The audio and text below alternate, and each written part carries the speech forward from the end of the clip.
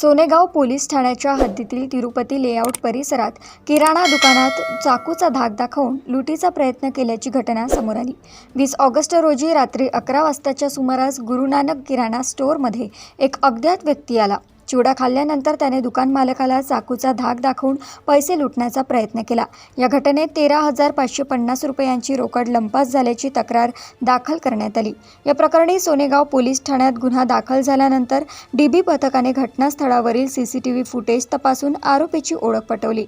आरोपीचे नाव सागर तिवारी असून तो रेकॉर्डवरील आरोपी असल्याचे पोलिसांच्या तपासात निष्पन्न झाले आहे।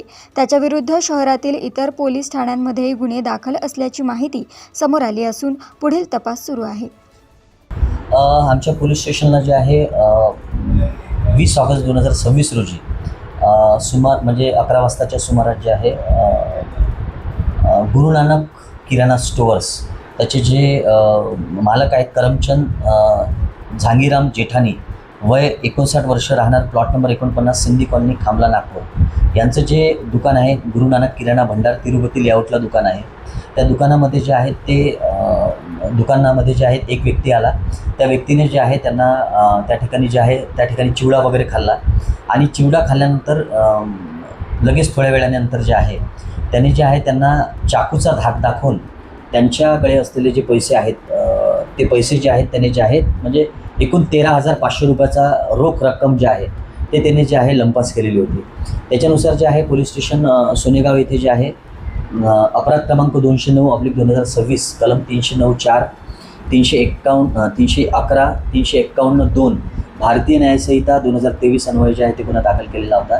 सदर घटनेच्या दिवशी जे आहे आमच्या नाईट ऑफिसर आणि तसंच जे आहे डीबी पथक यांनी जे आहे सदर ठिकाणचे सीसीटीव्ही फुटेजेस जे आहे ते बघितले होते आणि त्याच वेळेला जे आहे आरोपीचं नाव जे आहे त्या ठिकाणी त्यांनी जे आहे ते निष्पन्न केलेलं होतं। त्याच्यामध्ये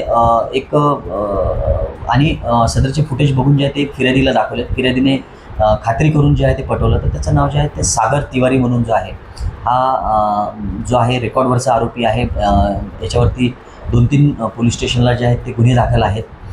तर अशा आरोपीला जे आहे ते निष्पन्न करून जे आहे काल रात्री जे आहे त्याला सदर गुन्ह्यामध्ये जे आहे कायदेशीररित्या अटक केलेला आहे आणि आता त्याला जे आहे पोलीस कस्टडी रिमांडसाठी जे आहे माननीय न्यायालयात जे आहे ते हजर करण्यात आलं।